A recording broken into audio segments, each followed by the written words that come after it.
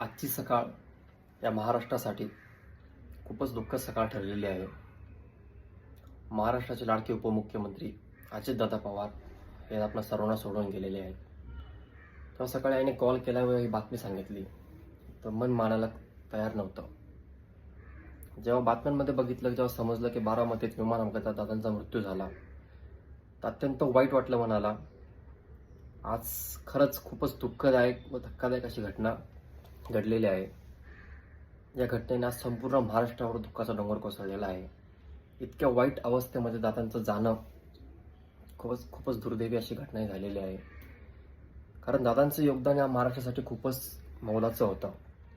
त्यांनी त्यांचं संपूर्ण जीवन महाराष्ट्राच्या राजकारणासाठी व समाजकारणासाठी अर्पण केलेलं होतं. त्यांच्याशिवाय 100% राजकारण अपूर्ण राहील.